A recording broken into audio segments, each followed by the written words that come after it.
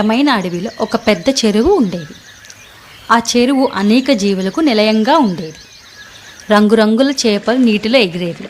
సరదాగా కప్పలు కలువ పువ్వులపై అటు ఇటు గెంతేవి.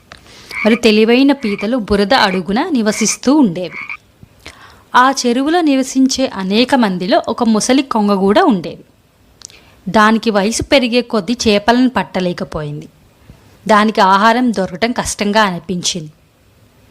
ఒకరోజు కొంగకు ఒక గమ్మత్తైన ఆలోచన వచ్చింది. అది చాలా విచారంగా నటించి చేపలను పట్టడానికి ప్రయత్నించకుండా చెరువు ఒడ్డున నిండిపోయింది. ఇది చూసిన ఒక చేప, "నువ్వు ఎప్పటిలాగా ఎందుకు తినటం లేదు? నువ్వు చాలా విచారంగా కనిపిస్తున్నావు" అని అడిగింది. కొంగ ఇలా అంది: "ఈ చెరువును ఖాళీ చేయడం ద్వారా పంటలు పండించాలని ప్రజలు మాట్లాడుకోవడం నేను విన్నాను. మనమందరం మన ఇంటిని కోల్పోయి చనిపోతామేమో అని నేను భయపడుతున్నాను. నేను చాలా పెద్దదాన్ని, కొత్తలు దొరకటం లేదు." ఆ వార్త చెరువు జీవులన్నిటికీ భయపెట్టింది. వారు కొంగ దగ్గరికి వెళ్ళి, "మనం ఏం చేయగలం?" అని అడిగారు. కొంగ అడవిలో సురక్షితమైన చెరువు గురించి వారికి చెప్పింది. కానీ వారు అక్కడికి చేరుకోవటానికి సహాయం చేయలేనంత బలహీనంగా ఉన్నానని అన్నది. భయపడిన జీవులు అతని సహాయం కోసం వేడుకున్నాయి. కొంగ అంగీకరించింది, కానీ ప్రతిరోజు కొన్ని చేపలను మాత్రమే తీసుకెళ్ళనని చెప్పింది.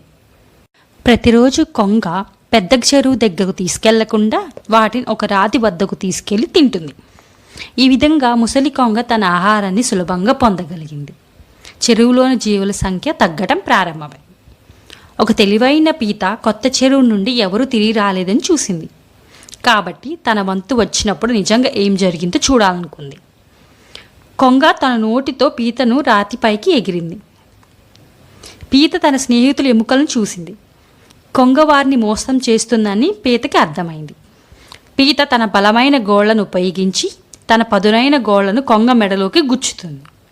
కొంగ నొప్పితో అరిచి ఆకాశం నుంచి పడిపోయింది. వారు నేలను తాకే సమయానికి కొంగ చనిపోయింది. తను తాను రక్షించుకొని తన స్నేహితులకి న్యాయం చేసింది. కొంగను చంపిన తర్వాత పీత చెరువు దగ్గరకు వచ్చి కొంగ యొక్క ఉపాయం గురించి అందరికీ చెప్పింది. ఆ తర్వాత మిగిలిన చేపలు మరియు కప్పలు భయం లేకుండా జీవించాయి.